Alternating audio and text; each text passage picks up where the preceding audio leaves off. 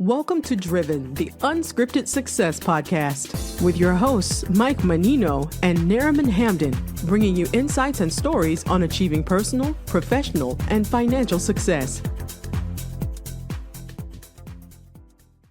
Hey guys, I'm Nariman Hamden, and this is Driven, Unscripted Success podcast.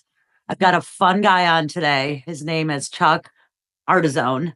He is an actor, a producer, director, does marketing, commercial. The guy does it all. He's been on several shows, Law and Order, and a lot more. So without further ado, hey, Chuck. Hey, how are you? How's it going today? Good. How are you doing? Good. Sorry, I got my little girl in the background. Dally, keep it quiet down there. Oh, I'm wondering if that's a real little girl or is that a little animal?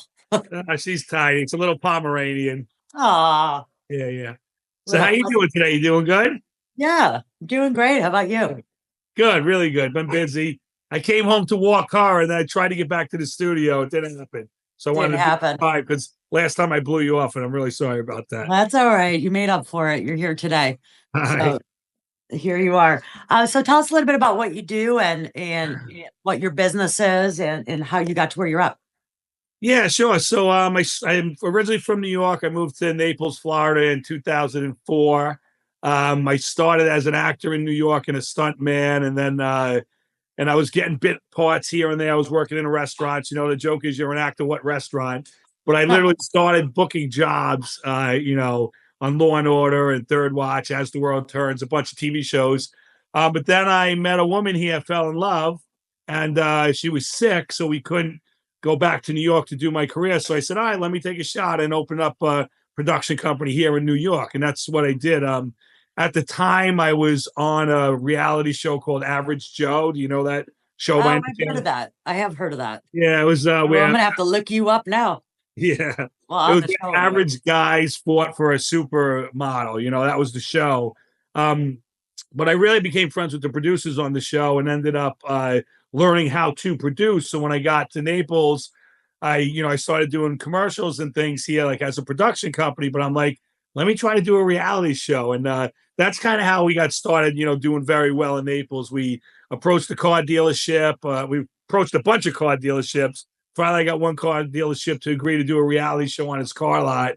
And we just killed it with that ad campaign. And because of that, it was literally airing on TV in the market. And so from that, we just started getting a ton more local clients and things like that. So it was really good. It was we went for a home run and we hit it. So it was nice. Well, that's awesome.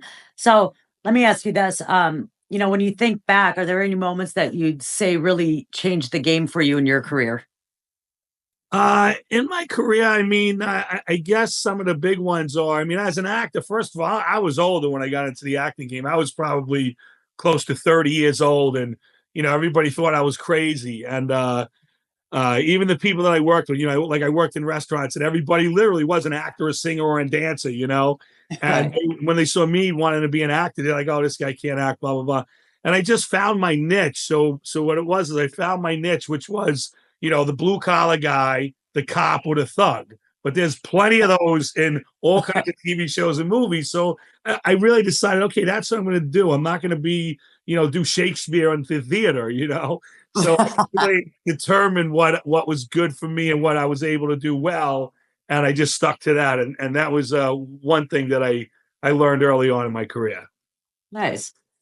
So, as far as some insights into your success, everyone hits a bump in the road now and then. Can you share a time that didn't pan out and how you handled that and what you went through with that? Yeah, there's I've had some really tough times in my career, in my life, but I'm just thankful for what I have. I'm really, really thankful for good family around me, good friends and support system around me. I think that's key. And you're going to get no. You got to get used to getting no's. The more no's you get, the closer you are to success. And that's with everything. When I started my production company here, first of all, with the acting, I would go on no bullshit, 3 auditions a day. And I'd be lucky if I get one every month or so, And so that's a lot of time. And then you're working in the restaurant. And then as far as when I got here, opened up my production company, I was knocking down doors banging on doors. Nobody wanted to see me. You know, I had the New York accent. I didn't have a production company existing yet, but I kept going back and I kept going back. So you got to be really, really persistent, you know. And even with my first big account I landed, you know, the lady who was the gatekeeper, you know, kept saying, no, no, no, we don't want to do that. We don't want to do that. Finally, I got to the owner, you know, and the owner and me hit it off. You know, we had a great thing. And then that was it. Again, knocking on doors, and you got to just keep going no matter what. Closer, you know, the more no's you get, the closer you are to a yes. So I'm curious, how'd you get past the gatekeeper to the owner? oh my God, I tried so many different tricks. First of all, I had this beat up car. You know, again, I got here from New York, broke New York actor. I got this beat up Ford Explorer, it was, but a really old one. So I would never park in the front of the car dealership. So I parked on the side. I would walk in. You know, I couldn't let any of them see what I was driving. And then, you know, I just worked the. So how did I get to the owner? I started becoming friends because I was going in there so much with the other salespeople.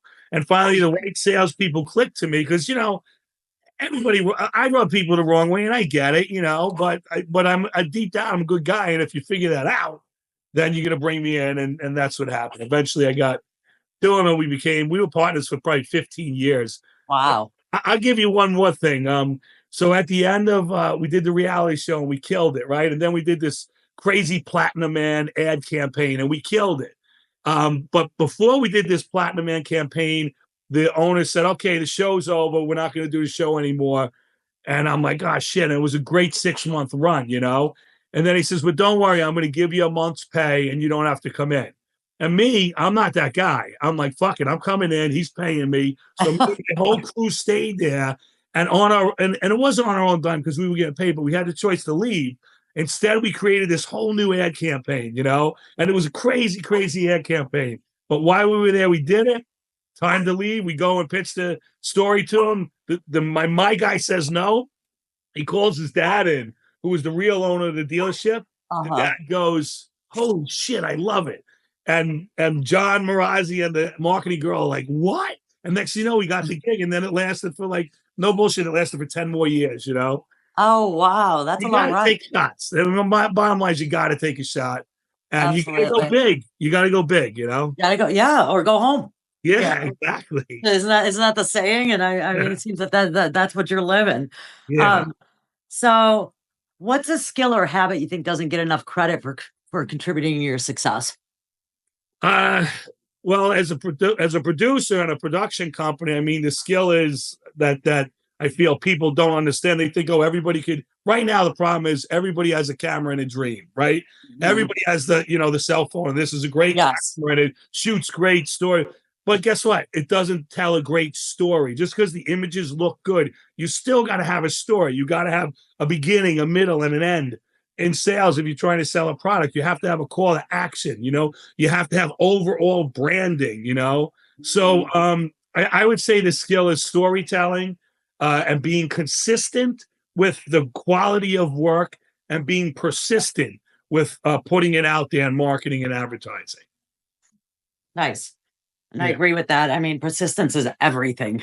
So yeah, I mean, you're driven. I love the name of your podcast. Yeah, thank you. What got you to where you are? How'd you make this all happen? My business partner and I just got together, and it's just something we like hearing how people got to where they got, and meet different personalities, and kind of network and merge people together. So this kind of came up, and then we found a production team to put it together for us, and so it's been fun. Yeah, we just launched beginning of January. We finally launched it. We've been working on it since August. Awesome.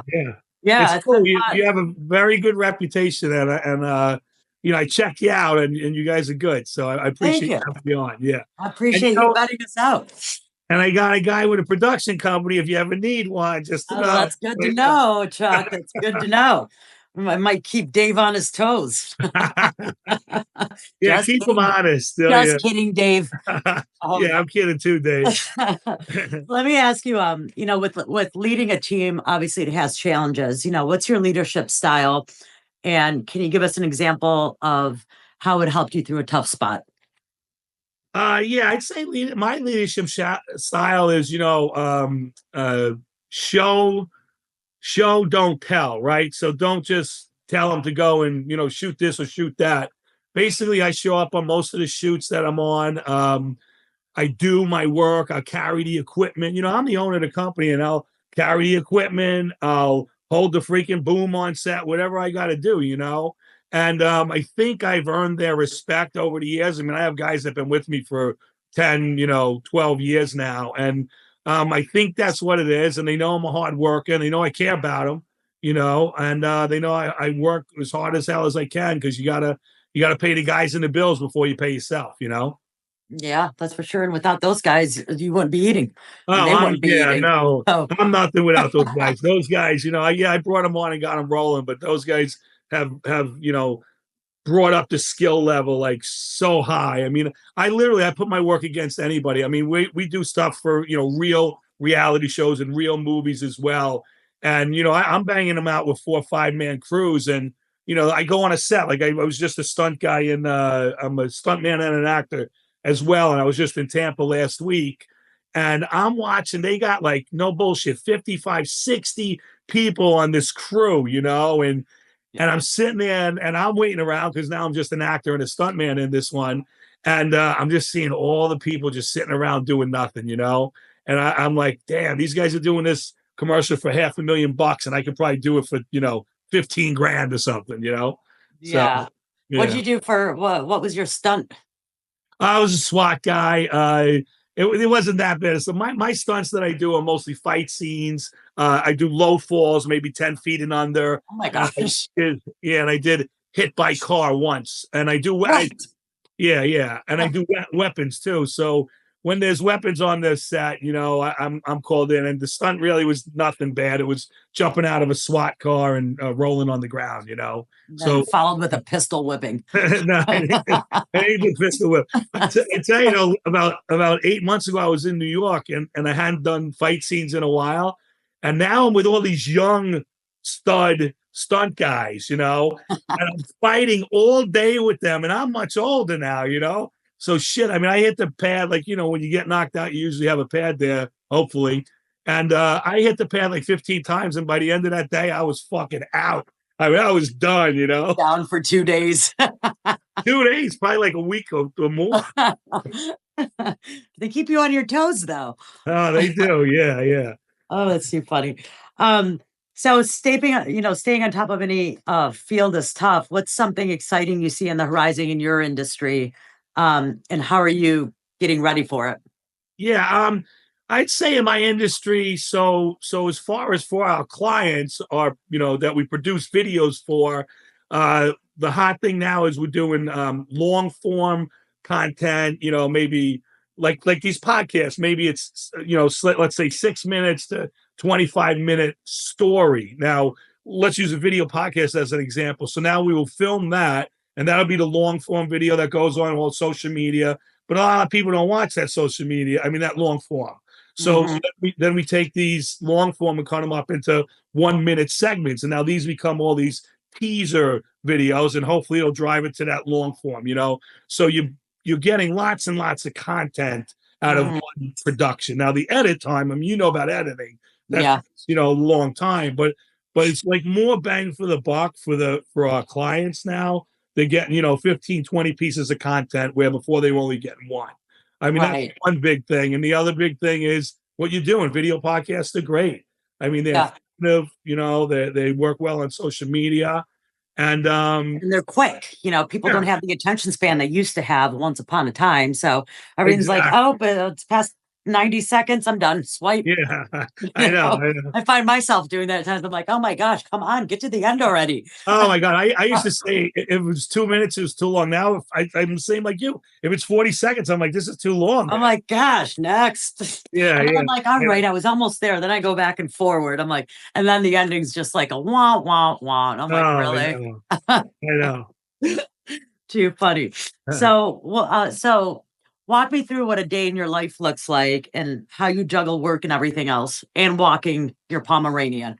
Yeah. Oh, she's my Pomeranian. Your little yapper. So, I get up every day around 7 a.m. I'm not the 5 a.m. guy at all, but I get up, I walk the dog. Then I got to do stretching now because I'm getting old, right? I mean, it used to just be about all working out. Now I got to stretch for a half hour a day. I'm doing like you get beat down by the young stuntmen every oh now my and then. god. And I'm getting arthritis and all, so it's like I got to keep stretching going. So do the stretch, and then I get on the have a protein drink or whatever. Then I get on the computer, hit a lot of emails, and then I'm usually in the studio by like 9:30 or 10 o'clock, and then whatever's scheduled for the day. I mean, it's sometimes it's just a lot of editing, so I get a lot of computer work done because I'm not doing the editing. My guys are, but if it's out in the field, I'm on the shoots, And then I have a girlfriend now, so that's going well. And at the end of the day, but some days my days are going to 8, 9 o'clock at night. I mean, no bullshit. Like I'd say 3 to 4 days a week go that late because I have so many different projects going on. I mean, like right on my sheet, we're doing a Naples Chamber podcast that we're working on. I have a docuseries with the QAnon shaman. Do you know who that is? No, who's that? The QAnon shaman was a guy who was on in January 6th. He went into the insurrection. The guy with the horns and the face paint. I mean, he's yeah. Yeah. So, wow, you got that guy. Oh my God. So, geez. And it's not about a right or left. It's not a political thing we're doing. I mean, it's about what made these people do it. What were these people thinking? And he's just one of the guys, but he's a great character, even though people love him or hate him. But he's great for the cover of the for sure. And then we're interviewing like a lot of other people right now who are part of that day, all sides. I'm working with a guy. It's called the Mafia Roundtable podcast. Oh, that sounds interesting. It's very interesting. It's very, very interesting stories. I mean, crazy stories. This is an ex-mob guy, and they all want to talk and tell their stories and talk about viewership. I mean, these people, they're great storytellers. Whether they've done good or bad things, people want to hear these stories. Right. So, and we got a couple movies that we're working on. I mean, I got, I'm doing this really cool thing. Do you know Lorraine Bracco is? That sounds familiar. She was from The Sopranos. Dr. Yes. Yeah. Was she the doctor? Yeah, she's the doctor. Dr. Okay, Mel. yes. And she was also the wife in Goodfellas. Henry's wife. So she's behind this film that we're bringing to town, and that's we're doing a screening of it March 19th in Naples, and it's a really, really cool film. It was up for the Academy Award for Best Short Film, so we're going to be screening that here in Naples, which is exciting, and she'll be there for a meet and greet and everything. Oh, that's cool. What's it called? Red, White, and Blue is what the movie's called. Okay. Yeah, it's a very controversial subject matter, but she's behind it, and it's like when you watch this movie, it's only 23 minutes, but man, you get to a point in that movie and you're like, holy shit, it was a twist you never saw coming, Really? Yeah, and I don't know if you know Hitchcock, but he always said, show, don't tell. And that's what this movie does. It shows and doesn't tell. So by not telling, you're creating this narrative in your mind. And then you get to this point where you thought you had it figured out. You're like, holy shit. That's the kind of movie I like. Oh, yeah. That's cool. That's cool. Yeah. I'll look for that one for sure. Definitely about the Mafia podcast. What's that? Yeah, I could send you all that info. It's, for sure. But it's interesting, very interesting. So has there been a book, a podcast, or someone that's really changed your outlook or approach? Yeah. I mean, Quentin Tarantino wrote a book. I don't remember the title of it, but so did Robert Rodriguez. Do you know who that is? Desperado. And, yeah. Okay. And then I read a book about the Blair Witch Project as well. And all these guys started out with no money. You always, like in the movie business, you're always trying to raise money, and it's really, really tough. And these guys were all, and Brothers McMullen too is another story. Eddie Burns did a movie and called Brothers McMullen. He did that for $25,000. I'll give you an example. This is a long time ago. Rodriguez did his first film for $7,000. What's the name? Quentin Tarantino did his for a really, really low budget. Blair Witch, really, really low budget. So the thing is, you gotta make movies. If you're a movie maker, you gotta make movies. You can't talk about it, can't wait for the money. You gotta figure out a way to do it, And that's how I started. I mean, me and my buddy Robbie, we did a movie for probably $3,000, and $1,500 of that dollars went to a star. He was a guy who had a bit role on The Sopranos, but I had to give him 1,500. I had to make the rest of the movie with $1,500, you know. So and we got it out there, and it got to a film festival, and it got recognition, and then we made more connections, and you know, eventually now we're doing $1 million movies. You know, I'm not at the higher level yet. I'm in those other movies now, but I'm not at that real high level yet. But I will be, and it's really, you know, when you say books, I mean, it's books and it's stories about people who have, you know, done it and overcame all the obstacles that are in the way and still made it happen, you know? Yeah, that's pretty awesome. And that's how it usually happens. You know, it's like you just got to grind. And oh yeah, it's a grind. Inspiration from others, you know, that have made it in the industry, and like, wow, like if they could do it with nothing, there's no excuse. Yeah, you know? there's no excuse. Keep going and have the persistence to do it. Yeah. And I can't emphasize enough doing it, right? Like my motto on my card and my whole company is quit talking about it, do it. Because when I got to town and I'm a new guy in town and I'm meeting all these people who are talking this big, great game, how all this stuff they're doing, they weren't doing shit. And I'm like, wait a minute, they're telling me this, then when I dig down deep and I really talk to them, they're full of shit. So that's why my motto is quit talking about it, do it. And, you know, we've been living up to it ever since. So. Yeah, it's amazing how many people you run into that talk a big game like that and nothing to back it up. I have to tell you. It's like, I'm like, really? And you know what happens in this town? I mean, I love Naples. This is my home. But in this town, people get, you know, easily swayed by some bullshit person who comes into town and says, oh, I'm going to do this and I'm going to do that. And, you know, again, I'm not polished, right? Look at me. I don't look like a regular typical filmmaker, but I'm doing it. I've been doing it for 20 plus years. Then you got a real polished guy comes in a suit and tie, tells you how he's going to do all these beautiful movies and show how beautiful Naples is. Guess what? Yes, it is beautiful, but it's really hard to sell a movie about beautiful Naples. You need, you know, conflict. You need drama. You need a great story. You know, it can't just be, look how great it is and the beautiful homes and the beautiful boats. You know, I mean, the selfie. Exactly. Yeah. Yeah. Totally. You know. Totally. I'm just going. Well, you know, it sounds like things are going really well for you and your business. So, you know, there's a lot of people that do production and podcasts and edit and all of it, direct and producing, you know, and I'm sure they're also, you know, looking towards the future and how they can create passive income to enhance or even replace their current active income. You know, what are your thoughts on that? Do you do anything for generating passive income? Yeah, I mean, you know, I say to myself every day, you know, thank you, God, for giving me multiple sources of income that come into my bank accounts in my hands on a daily basis, you know, because you need passive income as well. So, yeah, right now, I mean, the production company's kicking ass right now. I have other side projects that I'm involved with other partners on. I have a mezcal brand called Olas de Plata, which is it's not a revenue source yet, but it will be. You like mezcal? Oh, you had me at mess. Yeah, mezcal is awesome. My partner, love that smokiness. Oh yeah, yeah. So that's another thing we have going on. The video podcasts are great, and but the problem is it's tough to make money in them right now. You know, because like there's a lot of people doing them. I mean, I just got over a girl. She wanted me to quote her some podcasts, and you know, I'll do them for, you know, under $1,000 if they do a bunch of them.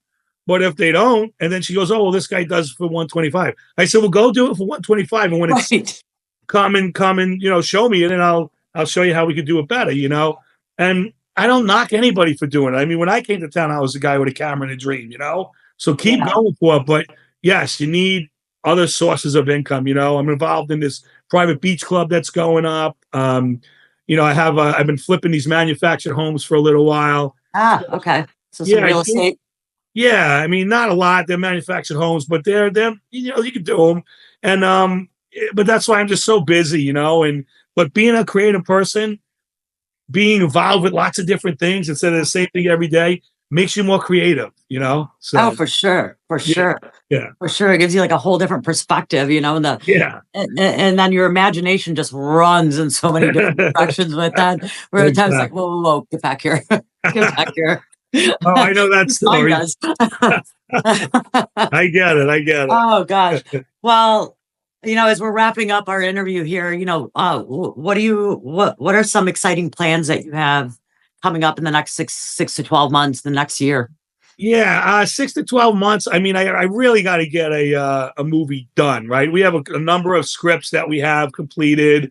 I have a couple horror flicks that I'm working on with a partner. So it's really about getting a feature done that might do the festival circuit, and actually be a calling card, and or a scripted series. I have a really, really cool scripted series that we've been working on for years about the drug running days in Everglades City. Do you know that story? Oh, yeah. What's that? The grouper? Oh, well, yeah, they have a documentary called Square Grouper. Yeah. That's it. But when I first came to town, I met this guy. He was at the time my wife's dad's friend, Sammy, and he was a total redneck from Everglades City, and I'm a New York boy. He takes me out on this airboat. I've never been on an airboat. We're running over alligators. Like, there's so many alligators. He takes me to these little camps out in Everglades City, and it was just so cool. And we're drinking whiskey all day. And then at the end of the day, yeah, literally. And then you were definitely with the redneck. We had so much fun, though. He's still a good friend of mine. At the end of the day, he takes me into this pen because he's friends with the Seminoles Indians out there. Takes me into this alligator pen. No bullshit, a 14-foot alligator. Now, it was cold, so the alligators move slow in the winter. I didn't know this shit. I was scared anyway, very scared. And, so I'm like, damn. And then the whole time we were on the boat ride, he was telling me all these drug running days, and the story's great, right? They were all fishermen. The government came in and said, hey, you can't fish anymore. Affected the whole town's livelihood. Yeah. One guy starts dealing weed. Next thing you know, the whole town's doing it, right? Oh. Next thing you know, 1982, knock on the door. All the men in the town, like I'd say 85% of the men in the town get arrested. So now what happens to the town? So we have this incredible story. It goes back and forth in timelines. I'm going to tell you one. I'm sorry I'm babbling, but there's one scene, and it was a real interview. I got to interview all the real drug dealers. I interviewed the first undercover cop. I interviewed the mayor. But I interviewed this one girl, and she was 7 years old. She was sitting at her table in 1982 when the DEA knocked on the door. And she's sitting there with her brother, her father, and grandfather, and her mom. And they're sitting there. Next thing you know, knocking the door. Cops come in. They take away her brother, her father, and grandfather. All the men in her life in a second, right? So what happens to this girl and all the other people that happened to? So we're going back and forth in time with the timeline when she's an adult and what was really going on. Okay. And the best thing about her story. It's a great story. And the best thing about Everglades City is all you got to do is, bring in old cars. It still looks the same. Bring in 70s and 80s cars and put everybody in a mullet and you're good to go. Right. So, good to go. There you go. A white beater and it's all set. Yeah. So that's the one big one I want to get done. I'd like to get it in production before the end of the year. So. That sounds really cool. Yeah. I mean, and it's so appropriate for this area. It was such a big moment in time that happened there. I mean, that was down near Goodland. Oh yeah. I mean, it's an incredible story, and there's so many seasons. You can probably get 6 or 7 seasons out of it. Originally, we were going to do a movie, but now it's like do the TV series. Like if you look at what's his name, Taylor Sheridan, who's doing all those series, with Kevin Costner, and it's just TV series is the future, I think. And so for sure. In that. Yeah. I mean, I must have been binge watched this weekend two series on Netflix that. Yeah, which ones? Friends are like, how did you guys? I was like, I didn't do anything this weekend. I had just too much stuff to do at home, and just put that on in the background. And next thing you know, season 10's done. I'm like, now what do I do? What are you watching? Which ones?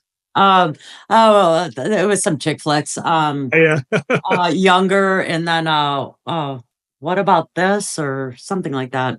Oh yeah, all right. Yeah, they were good. Little just sappy comedy things that were a good buffer in between other shows. So it was good. That's cool. Well, Chuck, I really enjoyed having you on. This was a lot of fun. Yeah, it was really fun. Thanks for coming out and sharing your insights and your tips. So, if anyone wants to get a hold of you, how do we find you? How do they find you? Yeah, just I'm best. I get 1 million emails a day. I'm best if you're serious and you want to, and if you want advice, sure, you can pick my brain too. But, if you want to book a video podcast, if you want to book videos, if you have a script idea you want to do or a reality show idea, the best way is my email. It's introublezone@gmail.com. And just say you saw me on the podcast, and then it'll get to the top of the thing. So awesome. Well, thank you so much for coming on. And thanks for listening in. Thanks for listening in, guys. And I hope you guys enjoyed Chuck. He was a lot of fun. See you next time. See you. Bye. Thanks for listening to Driven, the Unscripted Success Podcast. Want to share your story? Apply to be a guest at drivensuccesspodcast.com/guest.